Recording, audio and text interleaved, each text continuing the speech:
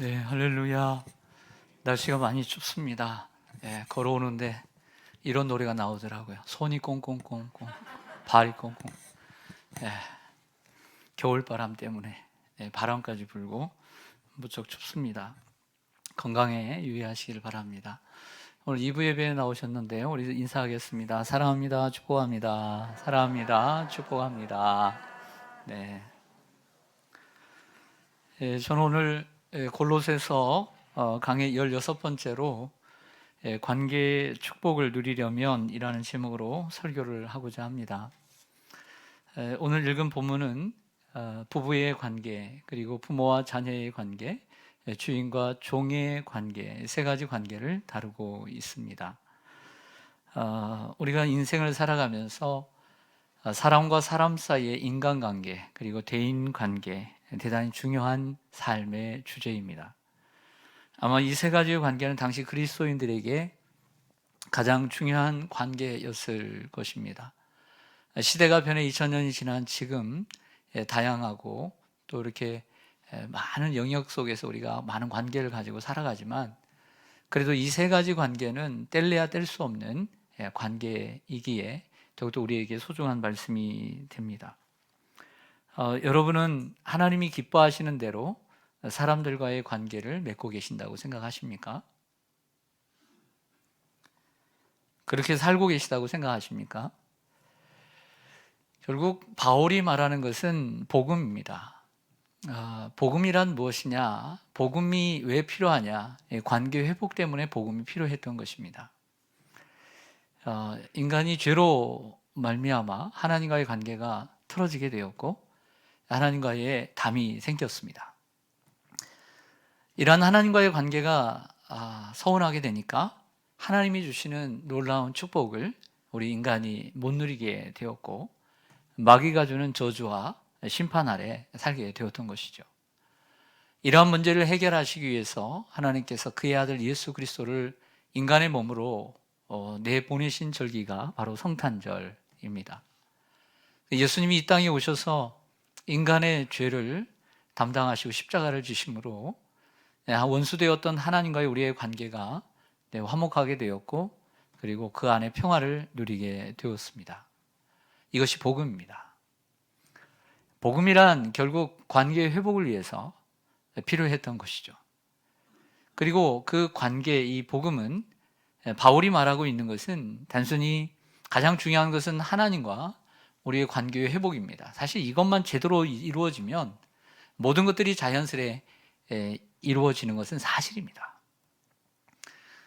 어떻게 보면 우리가 하나님과의 관계가 바르지 못하기 때문에 다른 관계들이 깨어지는 것입니다. 그럼에도 불구하고 우리가 알아야 되는 것은 복음의 능력은 하나님과의 관계만의 회복이 아니라 사람과 사람 사이의 관계의 회복을 의미한다. 또 그렇게 이루어져야 한다는 것을 바울이 말하고 있는 것입니다. 오늘 본문의 구조를 요약하면 이렇습니다. 먼저 부부의 관계를 이야기해 주고 있습니다. 부부의 관계를 이야기하면서 먼저 약자에 대한 이야기를 먼저 해요. 여러분들, 남편과 아내 중에 약자는 누구겠습니까? 그 당시에, 지금은 아닐 수 있어요. 지금의 젊은 부부들 약자는 남편이죠, 대부분. 그러니까 그 당시에 누가 약자겠어요? 그렇죠. 아내부터 이야기를 해요. 아내에 대해서 고면을 하고 한 절을 얘기합니다. 그리고 남편에 대해서 한 절을 이야기하죠. 두 번째는 부모와 자녀의 관계입니다. 약자가 누굴까요? 자녀죠. 그래서 자녀에 대한 이야기를 먼저 하고 권면을 하고 그 다음 부모에 대한 권면을 하게 됩니다. 이것도 두 절밖에 되지 않습니다. 세 번째로는 주인과 종의 관계 속에서 이야기를 합니다. 약자가 누구입니까? 종이죠. 종에 대해서 네 절이나 이야기를 하고, 그리고 4장 1절로 넘어가면서 상전들아, 주인에 대한 권면을 한 절을 하고 있습니다. 쌍둥이 서신인 에베소서와 같은 경우에는 여러분들 잘 알다시피 부부의 관계를 더 많이 인용하고 있습니다. 아마 그 이유는 에베소서의 주제가 교회론이기 때문에 교회론과 관련 지어서 아내와 남편의 관계를 많이 설명하고 싶었던 것으로 보입니다. 그런데 골로새서 속에서는 이 주인과 종의 관계에 대한 말씀을 많이 다루고 있는 것이 특징입니다. 적용으로 넘어가기 전에 내용을 좀 더 살펴보고 적용하겠습니다. 첫째로 부부의 관계가 등장합니다. 부부 중에 아내에 대한 권면을 여러분들 성경 18절을 좀 보시겠습니다. 골로새서 3장 18절. 아내들아, 우리 아내들, 여자분들만 한번 읽어보죠. 시작.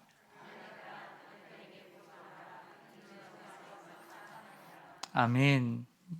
이것을 읽은 여자분들은 싫지만, 그래도 남편들은 가장 좋아하는 구절 중에 하나죠. 남편에게 복종하라 그랬으니까 싸우다가 이 말씀을 딱 꺼내면 좋을 듯 하기도 합니다. 그러나 이 구절은 남편에게 주는 구절이 아니에요. 아내에게 주는 구절이라는 것을 명심해야 합니다. 남편에게 복종하라는 주절과 이것은 주 안에서 마땅하다라고 하는 종속절로 구성되어 있습니다. 우리 19절을 보겠습니다. 19절은 남편이나 추후에 남편이 될 만한 남자들이 읽겠습니다. 시작. 아멘. 남편에 관한 것은 두 개의 대등절로 되어 있습니다. 남편은 아내를 사랑하고 또 아내를 괴롭게 하지 말라는 두 개의 대등절로 되어 있습니다. 아마 당시에는 남편들 중에 아내를 괴롭히는 사람이 있었던 것 같습니다. 더더욱 그 시대는 가부장적인 세대이고 또 여자들은 사람의 수를 세는데 들어가지도 않았으니 여자를 이처럼 괴롭히는 일들이 분명히 있었을 것입니다. 두 번째로는 부모와 자녀의 관계에 말씀이 들어옵니다. 여러분들 자녀들이라고 생각되는 분들 20절을 같이 한번 읽겠습니다. 시작. 자녀들아, 모든 일에 부모에게 순종하라. 이는 주 안에서 기쁘게 하는 것이니라. 아멘. 자녀들에 대한 권면은 먼저 모든 일에 부모에게 순종하라, 주 안에서 순종하라는 것입니다. 이러한 주절과 함께 이는 주 안에서 기쁘게 하는 것이니라 라고 하는 종속절로 구성되어 있음을 알 수 있습니다. 21절은 이제 부모님들에게, 아비나 어머니들에게 하는 말입니다. 이게 아비들아 하니까 나는 엄마인데 속하지 않다. 아니에요. 성경이 말하는 아비들은 부모를 의미합니다. 부모라고 생각되시는 분들은 같이 한번 읽겠습니다. 시작. 아비들아, 너희 자녀를 노엽게 하지 말지니 낙심할까 함이라. 아멘. 부모에 관한 권면도 너희 자녀를 노엽게 하지 말라는 주절과 이로 인해서 낙심할까 함이라라는 종속절로 구성되어 있음을 볼 수 있습니다. 세 번째로 이제 부부의 관계, 부모와 자녀의 관계를 넘어서 주인과 종의 관계에 대한 말씀을 살펴보겠습니다. 사실 요즘 같으면 여기에 주인과 종은 완전히 정말 주인과 노예를 얘기하는 거예요. 노예를. 그래서 1세기 당시에 로마만 보더라도 주인은 정말 적었고 절반 이상의 시민들이 모두가 노예였다라고 합니다. 그러니까 노예가 얼마나 많았다는 것을 알 수 있는 것이죠. 요즘은 그런 관계들이 없지만 노사 관계라고 할 수 있습니다. 요즘 뉴스를 보더라도 이러한 노사 관계가 얼마나 갈등이 많습니까? 경영인과 또 직원의 관계라고 할 수 있는데 여기서 또 당연히 이때 당시의 노예를 좀 생각해 보면 어떤 노예냐면 한 번 노예면 영원한 노예예요. 한 번 주인의 이름이 어디 몸 어디엔가 새겨지면 그 몸에 있는 그 부적과 같은 그 몸의 어떤 흔적들이 사라지지 않는 한 주인을 바꿀 수가 없습니다. 또 특별한 어떤 공을 세우지 않는 한 노예의 신분에서 벗어날 수가 없고 그리고 더 좋은 자리로 이동할 수 없게 되어 있는 것이죠. 만약 여러분들이 노예라고 한다면 그 주인이 시키는 일을 여러분들이 열심히 하고 싶을까요? 여러분들이 특별한 보상도 없고 그렇다고 해서 노예 신분에서 벗어날 수 없습니다. 자유인이 될 가능성이 없습니다. 그래서 따르는 보상이 더 있는 것도 아닙니다. 그럴 때 노예들은 주인이 시키는 일에 대해 열심히 할 동기가 있을까요? 종들이 의욕을 갖고 일한다는 것은 어려운 현실이었고 주인이 시키는 것만 하고 주인이 볼 때만 하고 혼나지 않을 정도만 적당히 하는 것이 일반적이었습니다. 그러므로 열심히 일할 필요가 없었던 것이죠. 그런데 오늘 이 종들에 대한 네 구절을 보면 가히 혁명적인 말씀을 하고 있습니다. 22절을 보시죠. 종들아, 모든 일에 육신의 상전들에게 순종하되 사람을 기쁘게 하는 자와 같이 눈가림만 하지 말고 오직 두를 두려워하여 성실한 마음으로 하라. 이 종들 중에 예수를 믿는 사람들이 많아졌는데 교회를 왔더니 이렇게 가르치는 거예요. 이렇게 살아야 되는 건가?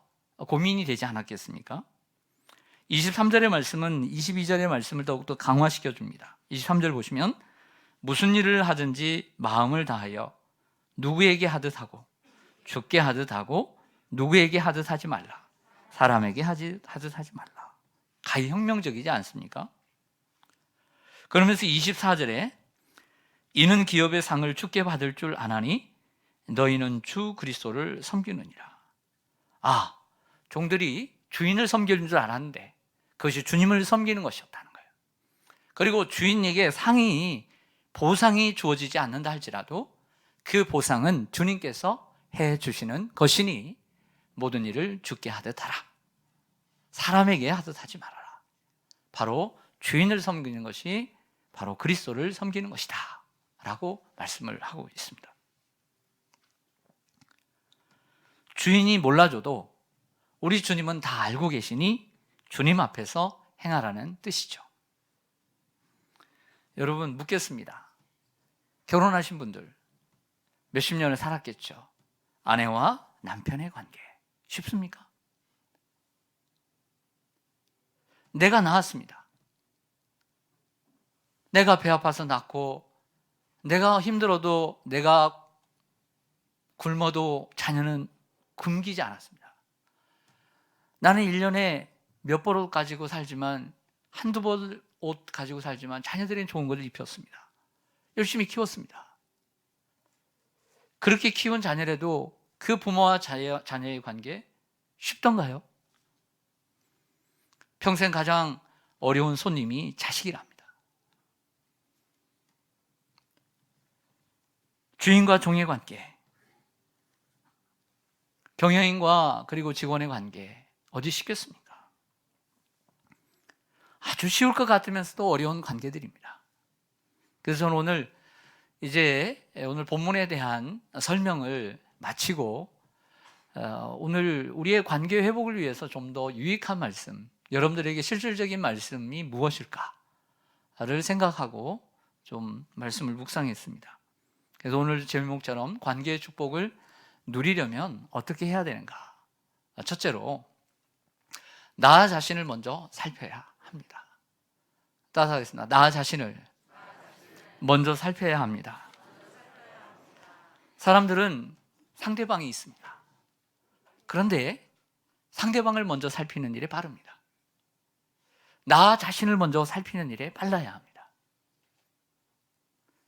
마태복음 7장 3절에 예수님께서 산상설교 가운데 이렇게 말씀합니다. 어찌하여 형제의 눈 속에 있는 키는 보고 내 눈 속에 있는 들보는 깨닫지 못하느냐 라고 했습니다. 이 말은 남의 것부터 챙기려고 하지 말고 너 자신의 것을 먼저 보아라, 이런 말씀이 아니겠습니까? 부부의 관계나 부모의 관계, 그리고 자녀의 관계, 주종관계를 보면 오늘 말씀을 보면 한쪽만에게 권면하지 않습니다. 분명히 한쪽에 권면했으면 또 다른 한쪽에 권면하는 것을 보면서 제가 느낀 바입니다. 이것은 남의 것을 먼저 챙기려고 하지 말고 너나 잘하라는 거예요. 너부터 잘하라는 거예요. 나부터 잘할 때 상대방과의 관계가 회복이 될 수 있다는 거예요. 내 것은 제대로 챙기지 못하면서 너는 왜 그거 못했니? 라고 말하면 관계가 회복될 수 없다는 것이죠. 예를 들어 남편은 이렇게 말합니다. 남편들아, 아내를 사랑하고 괴롭히지 말라 라고 말했습니다. 그러면 그것부터 잘해야 되는 거예요. 아내를 사랑하고 아내를 괴롭히지 말라 하면 그것부터 잘해야 되는데, 남편에게 있어서는 무엇이 먼저 생각날까요? 아내들아, 모든 일에 내 남편에게 복종하라.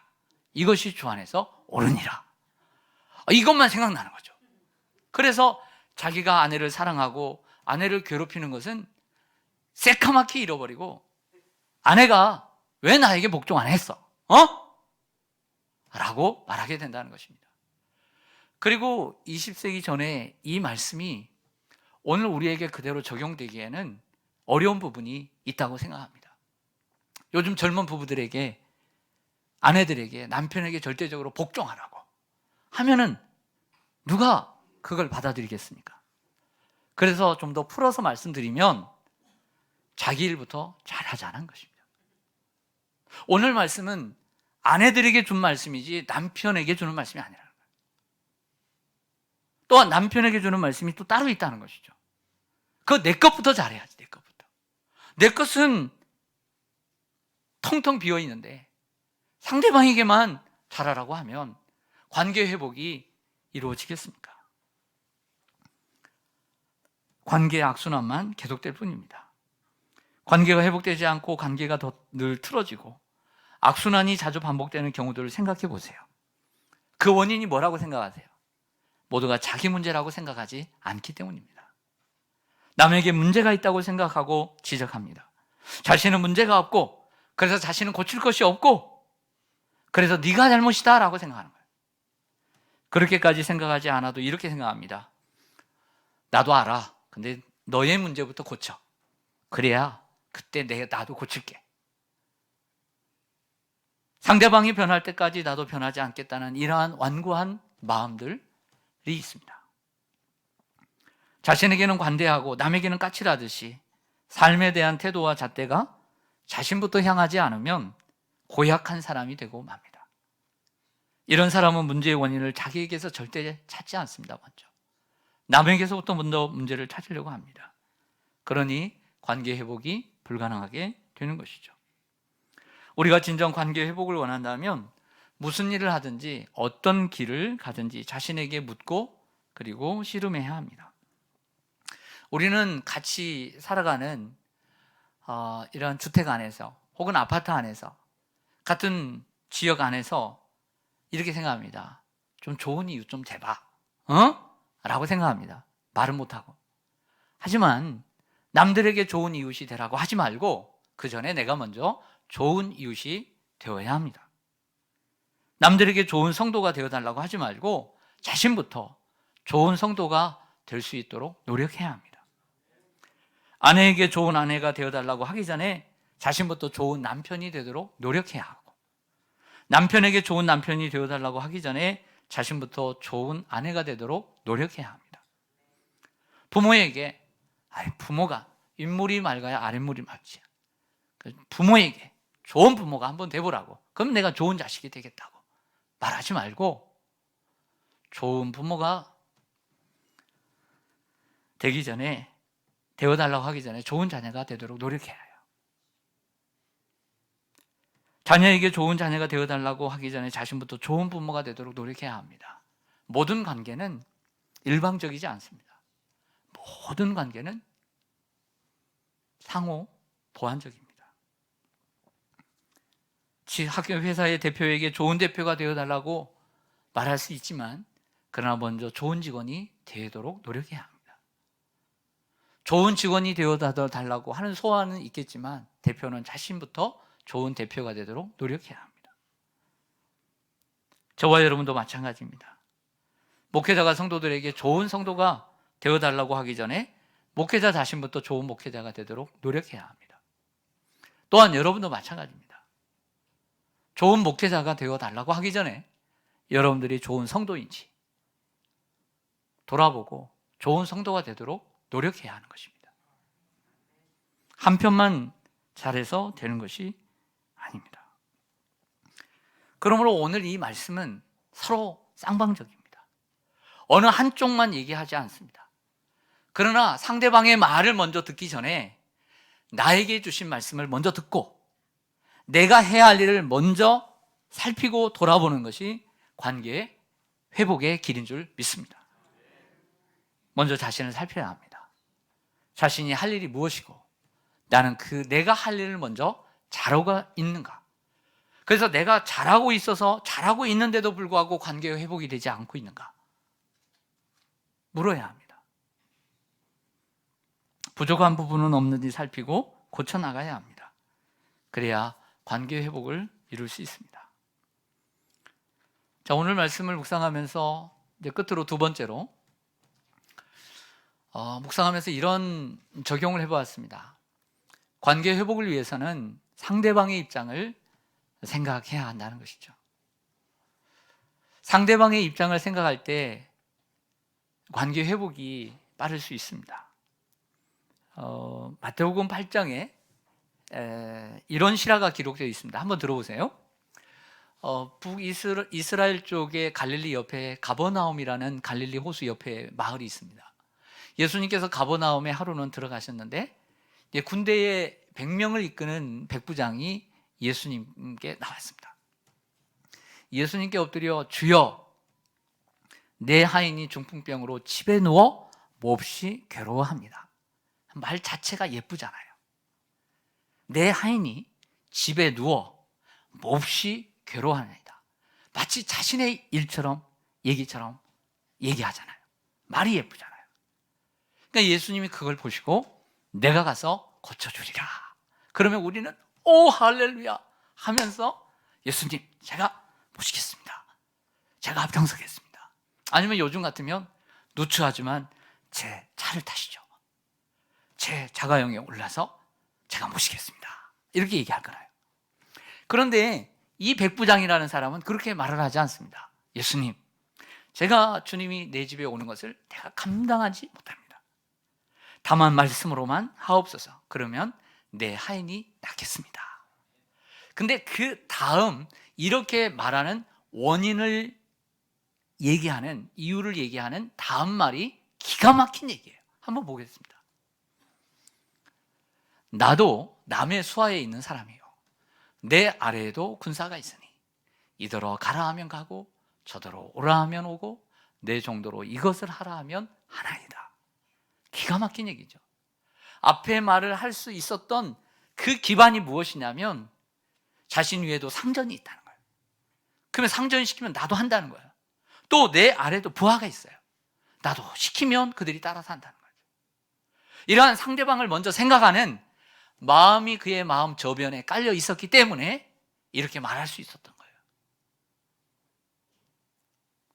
그 말을 들으신 예수님께서 놀라십니다. 이스라엘 중에 이만한 믿음을 내가 만나오지 못하였노라. 그러면서 칭찬하시고 난 다음에 내 믿음대로 될지어다. 할렐루야. 집에 가서 보니 예수님이 내 믿음대로 될지어다 라고 하신 그 시간에 그 하인이 나은 줄로 믿습니다. 우리는 여기서 백부장의 마음씀을 봅니다. 자기 입장만 생각하고 자기의 생각을 관철시키며 고집을 피우는 사람이 아니었습니다. 남의 입장에서 생각하고 남을 배려하는 사람이었습니다. 그는 중간에 서 있습니다. 그 중간에서 아랫사람인 하인의 상황을 대변해주고 위에 계시는 주님, 비록 사회적인 직함이 높다라고 생각할 수 있지만 믿음 있는 사람은 그렇게 보지 않았습니다. 우리 주님을 오 로드, 주님이라고 불렀습니다. 그 주님이 상전임을 알았습니다. 그리고 그 주인이 명령하시는 대로 내가 따르는 것처럼 주님은 모든 것을 하실 수 있는 분이니 말씀으로만 하옵소서. 그러면 그대로 이루어질 줄로 믿습니다 라고 말했던 것입니다. 여러분, 골로새서 4장 1절을 보겠습니다. 오늘 골로새 4장 1절 제가 한 절만 설명을 안 했죠. 4장 1절 보면 상전들아, 의와 공평을 종들에게 베풀지니 너희에게는 어디에 계심을 알지니라. 하늘에 상전이 계심을 알지어다. 아멘. 위에 있는 사람들에게 얘기합니다. 종들에게 의와 공평을 베풀고, 그리고 너 위에도 하늘의 상전이 있음을 알지어다. 두려운 마음으로 자신에게 주어진 그 청지기의 삶을 잘 감당하라고 얘기합니다.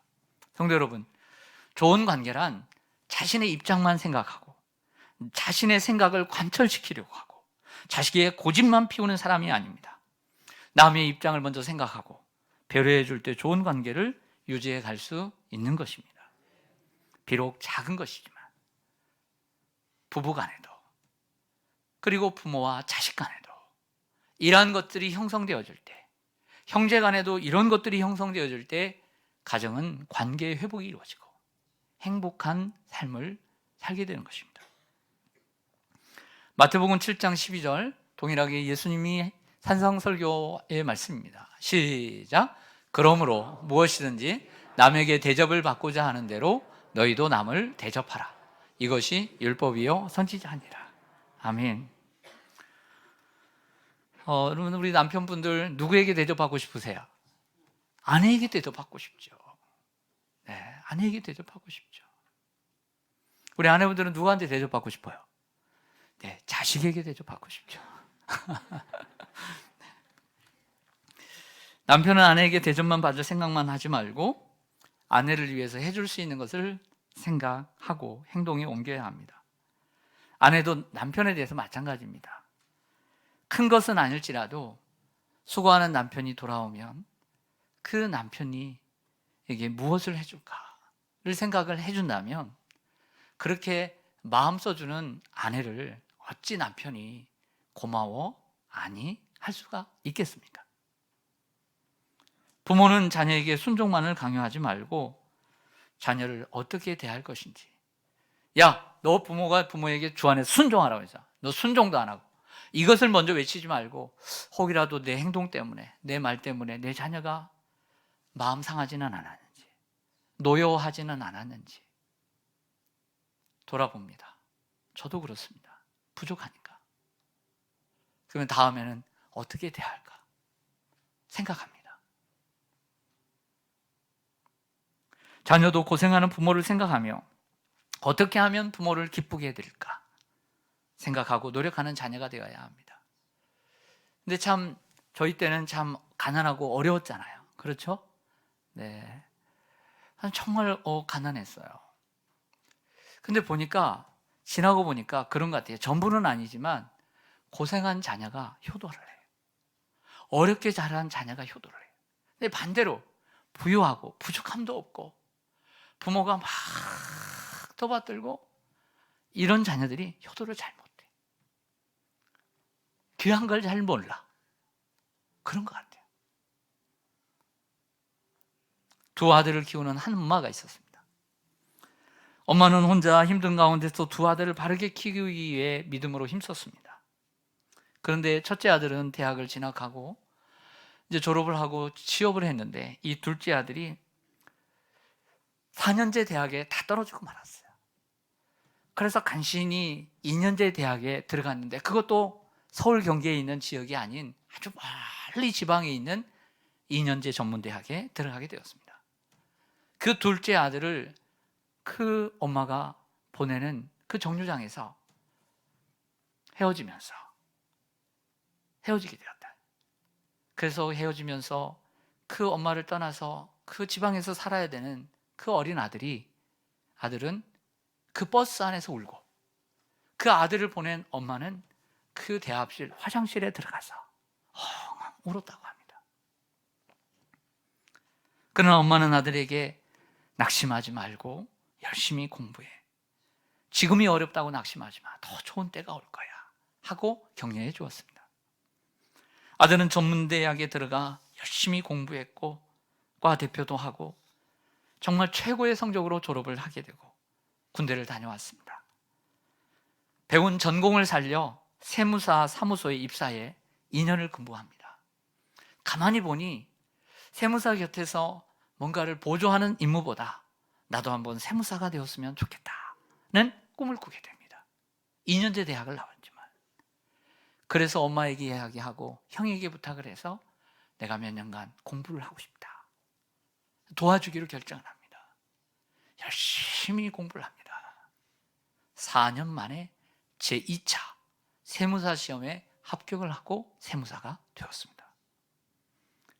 그 과정이 쉬웠던 것은 아닙니다. 엄마와 형이 최선을 다해 모든 것을 다 바쳐 물신양면으로 도와주었고, 안타깝게도 이전 시험에서 단 2점 차로 떨어지고 말았습니다. 얼마나 더 아까웠겠어요. 그러나 기도원에 올라가 기도하며 다시 한번 마음을 추스리고 마음을 잡고 다시 도전하게 되었고, 우수한 성적으로, 이번에는 아주 우수한 성적으로 세무사 시험에 합격하게 되었습니다. 둘째 아들은 자기를 위해 고생하는 엄마를 위해 최선을 다해 공부했고 좋은 결과를 얻었습니다. 결국 그것은 자기 자신을 위한 일이 되었습니다. 삶에 대한 태도 또한 귀하지만 관계에 대한 태도를 바르게 가질 때 우리 인생의 성공의 길이 열리는 것입니다. 또한 주인과 종의 관계도 마찬가지입니다. 지금이야 주인과 종의 관계가 없지만 노사관계라는 게 있습니다. 경영인은 직원의 입장에서 한 번 더 생각해주고, 또 직원들은 이 회사를 이끌어가는 경영인의 입장에서 한 번 더 생각해줘야 합니다. 그래야 서로 상생할 수 있는 것이죠. 회사가 발전하지 않는데 어떻게 직원을 둘 수 있습니까? 내 TO가 사라질 수 있습니다. 또한 직원이 열심히 일하지 않는데 어떻게 회사가 발전할 수 있겠습니까? 교회에서도 마찬가지입니다. 구역장은 구역원을 생각해줘야 하지만 또 돌봐줘야 합니다. 하지만 구역원들도 구역장이 힘이 될 수 있도록 열심히 그 자리에 모이고 함께 모여 예배하고, 그리고 주방에서나 뭔 봉사할 때가 있으면 함께 마음을 모두어서 힘이 되어 줘야 합니다. 기관장 또한 기관 회원들을 잘 돌봐야 합니다. 신방도 하고 어려움은 없는지 돌봐야 합니다. 하지만 기관 회원들이 한 달에 한 번 있는 원래에 열심히 참여해 잘 모여주고, 그 회비를 한 달에 한 번씩 꼬박꼬박 내어주고, 같이 모든 일에 동참할 때 그의 회장은 너무나 회원들에게 감사하고, 그리고 또한 너무나 좋은 추억이 될 것입니다. 부서장과 성가대장도 마찬가지입니다. 교사들과 성가대원들이 자기 자리를 지키고 사명을 감당할 때 힘이 나는 것입니다. 자신의 입장만 생각하는 것이 아니라 저 자리에 있는 저 성가대장이 얼마나 힘들까, 그것을 생각한다면 내 자리를 지켜야 합니다. 제가 성도님들을 개인적으로 대할 때는 늘 친근하고, 개인적으로 대할 때는 참 측은하고 그렇습니다만은, 객관적으로 저는 그렇게 제 스타일 아닙니다. 한 번 하려면 제대로 하고, 한 번 하려면 화끈하게 하고, 자기 자리 확실히 지켜야 되고, 그래야 되지 않겠습니까? 목회자도 마찬가지입니다. 목회자는 성도들을 잘 가르치고 인도해야 합니다. 하지만 성도들이 목회자의 입장을 생각해주고 열심히 모이고 열심히 예배하고 기도할 때 목회자는 더 힘을 내는 것입니다. 솔직한 토크를 한다면 성가대 소중하죠. 소중하니까 이른 아침부터 하셨겠죠. 그 역할 소중합니다. 사명감 필요합니다. 교사도 그렇습니다. 여러분들이 맡은 일 소중합니다. 그러나 저는 그것보다 여러분들에게 더 원하는 프라이오리티, 우선순위가 있습니다. 그것은 예배입니다. 기도입니다. 열심히 예배하고 공예배 드리고 열심히 참여하고, 하나님을 믿는 것이 하나님의 일이지 성가대 일이기 전에, 교사의 일이기 전에, 다른 여러분들이 맡은 일이기 전에 가장 중요한 일은 하나님을 믿는 일이에요.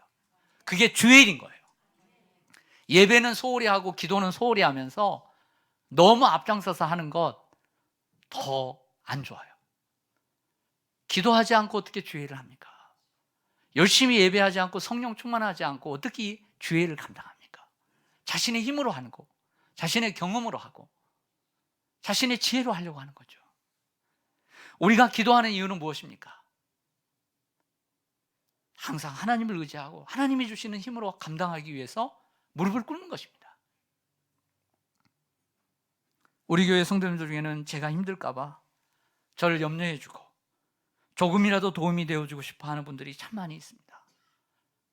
무슨 얘기를 하면 또 목사님이 힘들까 봐 내가 할게요 라고 하는 분들이 참 많습니다. 사랑하는 성도 여러분, 인간관계와 대인관계만큼 어려운 일이 없습니다. 그러나 먼저 남에게 바라기 전에 우리가 해야 할 일, 나 자신을 살펴야 합니다. 자신을 돌아볼 줄 알아야 합니다.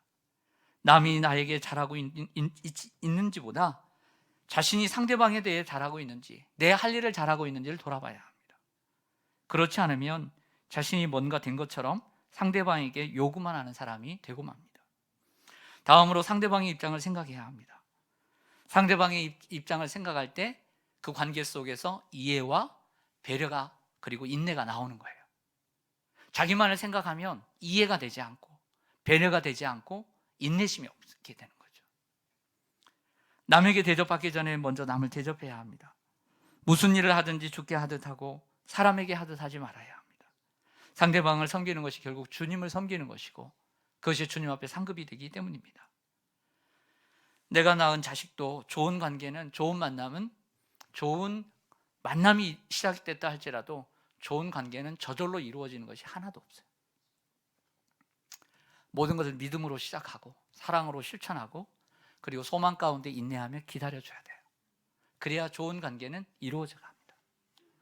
아무리 좋은 만남도 노력하지 않으면 금이 가는 것은 시간 문제예요. 자식에게 등 돌려보세요. 금 가는 것 잠깐입니다. 좋은 만남을 좋은 관계로 계속 유지하고 싶다면 오늘 말씀을 꼭 기억하시기를 바랍니다. 관계가 틀어져 있다면 관계를 회복하셔서 관계의 축복을 누리시길 바랍니다. 부부의 관계가 왜 틀어져 있는지 한번 생각해 보십시오. 부모와 자녀의 관계가 왜 틀어져 있는지 한번 생각해 보십시오. 오늘 하나님의 말씀이 여러분들의 마음속에 풍성히 거하기를 간절히 소망합니다. 아멘. 기도하겠습니다.